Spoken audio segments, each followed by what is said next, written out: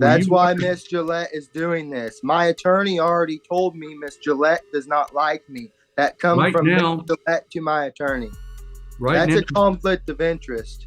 And on the record and for the record, and let the record show. Mr. Perez-Beal. On the record, on and for the record, and let the record show, I have the right to take my accuser, and the accuser must be a living man or woman. Therefore, I move to dismiss the case entirely. Must my accuser be a living man or woman? This sovereign citizen walked into court today on a simple trespassing charge. But of course, he couldn't resist pulling out the classic. I'm a living man nonsense. Like that's going to magically make the case disappear. He's out here acting like the entire court system is some giant conspiracy designed just to lock him up. Honestly, it's hilarious at this point. But I'll admit, this one was at least entertaining to watch. The best part, though? The judge. This judge does not play around. Straightforward, no nonsense, and completely destroyed this guy for disrespecting the court. It was one of those moments where you just sit back and think, yep, that's exactly how you handle a sovereign citizen meltdown. Let me know what you guys think about this one in the comments below. And let's dive right in to watch this judge absolutely snap and shut down this sovereign citizen clown show live in court. State of Kansas versus Antonio Manuel Perez-Beal. Are you Antonio Manuel Perez-Beal? Yes, sir, I am. Yes, Your Honor, I am. All right. Mr. Perez-Beal, do you have an attorney? No, I do not. But I do believe I have the right to face my accuser. And on the record and for the record, and let the record show. Mr. Perez-Beal. This is your first appearance. You are charged in count 1 with criminal trespass, a Class B non-person misdemeanor. A Class B non-person misdemeanor is punishable up to 6 months in the county jail and a fine not to exceed $1,000. Do you understand what you're charged with? On the record, on and for the record, and let the record show, I have the right to face my accuser, and the accuser must be a living man or woman. Therefore, I move to dismiss the case entirely. Well, that's not going to be done. Mr. Perez-Beal, I asked you a question. Do you understand what you're charged with? No, I do not. All right. What is it that you don't understand about the criminal trespass charge? I don't know why I'm being charged with a criminal trespass. I have a picture of me and my children over there on November 23rd or 27th. I'd have to go back and date it. My livestock, please let me finish, Your Honor. My livestock come up missing. Whenever that man, I had that leased. Whenever that man come down here, my hot wire come up missing. The fence that divided our two properties. He cut a hole in his fence. I have a witness who is a neighbor stating that he's seen a young man and a young woman out there removing that hot wire. I've never once had a problem. He showed up, our hot wire come up missing, and a hole got in the fence. Whenever that happened, I called one of your deputies, Deputy Joe Love. He showed up to the scene. All right, Mr. Perez-Beal. I have a right to look for my missing livestock. Mr. Perez-Beal, I am filing an interlocutory appeal. You need to stop talking for a moment. This is a first appearance. Well, this is wrong. Sir? Sir, I will just never understand why these sovereign citizens don't just get a lawyer if they clearly don't understand the law. Like, how do you walk into court, stand in front of a judge, and think the best move is to start arguing with them? What's the thought process here? These people really believe if they just yell loud enough, the entire legal system is going to bend to their will. It's insane. This guy was basically treating the courtroom like an open mic night, rambling nonsense like he's about to drop the hottest legal mixtape of the century. And look, since it's his first appearance, I won't go too hard on him just yet. But man, at least let the judge talk. The judge is showing more patience than I ever could, because if it were me, I'd be slamming that gavel so hard you'd think I was trying to break a world record. This is a first appearance. At that time, what I do is I go over the charges what the potential penalties are and try to explain to you your rights. Please do not interrupt any further. Do not go off on tangents. I'll have some questions for you that you'll need to address. First of all, in regards to your rights, you have the right to a trial, either to the court or if you request in writing a request for a jury trial. At a trial, the state has the burden of proof. The burden of proof in a criminal case is beyond a reasonable doubt. At a trial, you have the right to be represented by an attorney or to represent yourself. You understand you have the right to, at a trial, to cross-examine the state's witnesses and to call witnesses on your own behalf. You may use the court subpoena power to be sure that other witnesses appear. Do you understand these rights? Yes, sir. All right. Now, at a trial, beyond the right to cross-examining the state's witnesses and calling witnesses on your own behalf, you have the right to either testify or not testify as you see fit. If you choose not to testify, then that cannot be considered against you in determining if you're guilty or not guilty. Must my accuser be a living man or woman? Okay, Mr. Perez-Beal, I'm not sure where you're getting this. The Sixth Amendment. All right, this is the first appearance, as I've indicated before.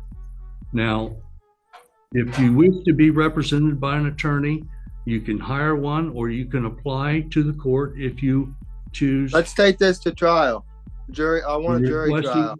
All right, first of all, let's answer the question about the attorney. Are you going to represent yourself or are you going to hire an attorney?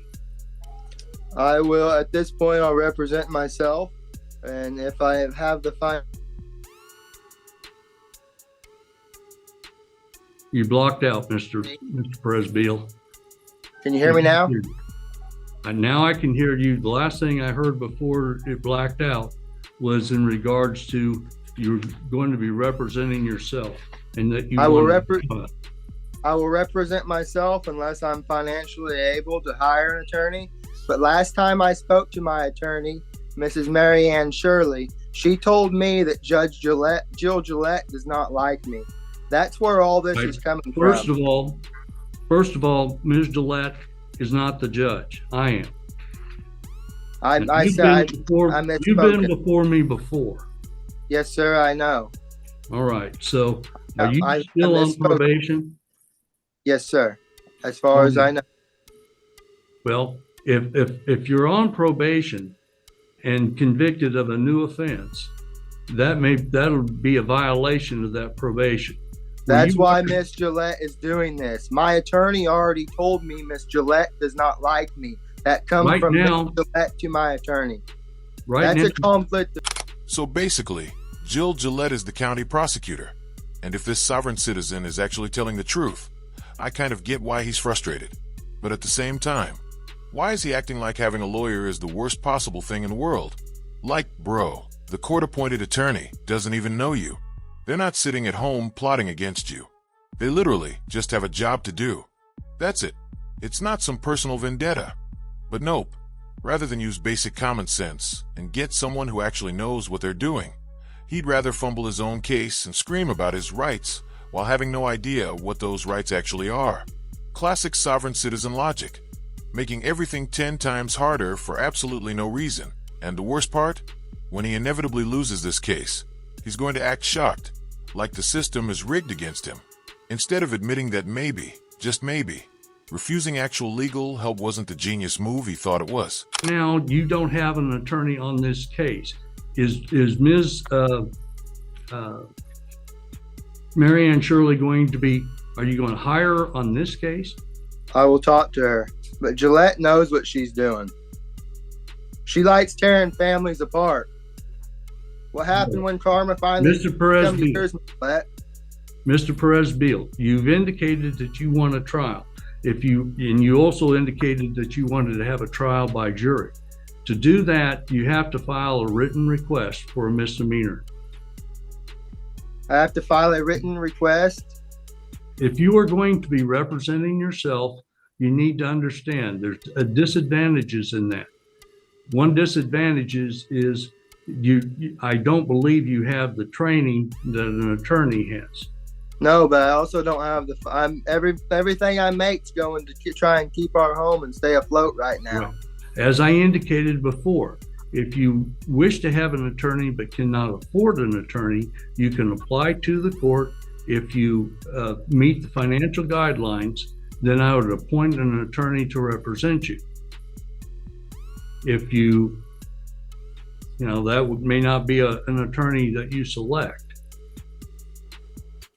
I will talk to Miss Mary Ann Shirley.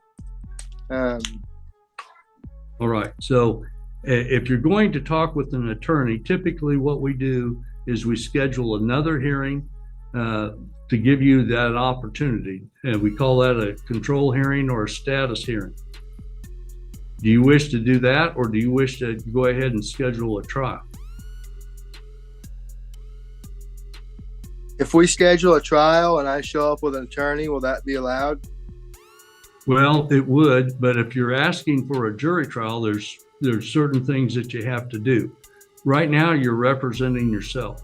That can be, you need to understand that the disadvantage that people have by doing that sometimes is more than others, but you will be required to follow the rules as you are an attorney if you're representing yourself.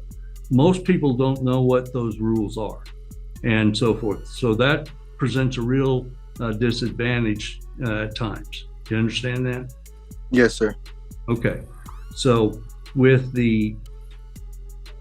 you're going to apply for an attorney or talk with Ms. Shirley, what I'll do is schedule a control hearing. That is not waiving your right to a trial. All right. If that control hearing or status conference, which we'll set in about 30 days, if you still wish to have a trial, we'll schedule that. We can schedule for either in person, either before the court, or you can be represented. If you wish to have a jury trial, you need to have your request made in writing for that, and we would schedule a trial by jury. Now, there was a hearing that was scheduled on December 13th, and you did not appear at that time. I issued a bench warrant, and you had been served with a summons. Now, later that day, you contacted the clerk's office, and then you did surrender yourself and posted a $5,000 cash or surety bond, and that bond is still in effect. All right? Yes, Your Honor. So Yes, Your Honor. Did you guys catch that? Does Sam Dowdy actually think the judge was talking directly to him? That had me absolutely dying. At first, I was convinced this dude was a full-on sovereign citizen. He threw out the whole living man argument right from the jump, and that's usually the biggest red flag in the book. But now that he's been talking a little more, and actually calling the judge sir, instead of just spitting straight nonsense, I kind of see where he's coming from. Don't get me wrong, he still came off like a complete idiot when he first walked in. The way he presented himself was not it. Maybe he panicked. Maybe he thought he was about to drop the hottest legal take of the century. I don't know, honestly. I feel like he's maybe half a sovereign citizen. Like a diet sovereign citizen. 0 calorie, but still dumb. The one redeeming thing is at least he's considering getting an attorney, which is already more self-awareness than most of these people ever show. So what do you guys think? Was this just panic and nerves? Or is he still a sovereign citizen at heart? Personally, I'm leaning toward yes. But hey, I could be wrong. To be sure that you appear as directed for later hearings. Now, let's go ahead and schedule this for a control hearing to give you an opportunity, Mr. Perez-Beal, to speak with an attorney of your choice or to apply for an attorney. Please do not wait until the last minute to do that hearing, if you want to apply. If you're going to apply, do so in the next few days. If you're able to hire an attorney of your choice, that's fine. Then the court-appointed attorney would be released from dealing with the case. All right. Now, January 31st at 3 p.m. January 31st at 3 p.m. Okay, Mr. Presbiel, you're breaking up a little bit And on your connection. can you hear me fine now? Well, it comes and goes. Right now, yes, I can hear you. Can you hear Now we can't hear you. me fine now? There's also a time delay. I'll see your lips move, and then we'll hear the sound. We call it lag, or I call it lag. Mr. Presbiel, now you're frozen, and we haven't been able to hear you for the last 30 seconds or so. I'd just like to make a statement. Well, you've made some statements, but Can you hear right me now? now we're scheduling January 31st. How about now? Are you able to hear me? Now I was able to hear you. You interrupt me, but our next court hearing is January the 31st at 3 p.m. That will be a Zoom hearing. You understand? Do you have that? Mr. Presbiel, did you hear the date? Yes, sir. Okay. Can you repeat the date so I know that you've got it, please? January 31st at 3 p.m. Correct. Because By Zoom. that'll be a Zoom hearing, but I want you to appear at the sheriff's office so that we don't have this problem here. If you have an attorney and the attorney would prefer to have you there at their office to do the hearing, then that's fine too. So if Ms. Shirley is going to be your attorney, you hire her, and she wants you to be but you need to be at one of those two places, either the attorney's office or at the sheriff's office where they have the equipment, and we can be relatively sure that you're going to have a good connection. In this hearing, we haven't had a good connection. Yes, sir. All right. That's the things that we needed to cover for today. So this matter will be adjourned, and we'll see you on January 31st at 3. So Mr. Presbiel's case is adjourned at this time. All right. Next matter we'll take up is, all right, I need you to mute him. Aaron. What a way to wrap up this hearing. I think this sovereign citizen is finally realizing that yelling about being a living man isn't going to save him. And now he's switching gears by actually considering hiring an attorney. And honestly, he should. The guy's on probation, and if he gets convicted, he's going to be locked up for a while. Having a lawyer is literally the smartest move he could make. It's just kind of funny though, right? Like, wow, the legal system is complicated, and people who spend years studying it actually know what they're doing. Shocking concept. If you're a sovereign citizen watching this, take notes. I'll give him some credit though. Compared to most of the sovereign citizens we see, this guy at least started showing a little respect by calling the judge sir. That already puts him in the better behaved category. And the judge telling him to go to the sheriff's office for his Zoom hearing? That was genius. Because if he's sitting in a government building surrounded by law enforcement, you know he's going to be on his best behavior. So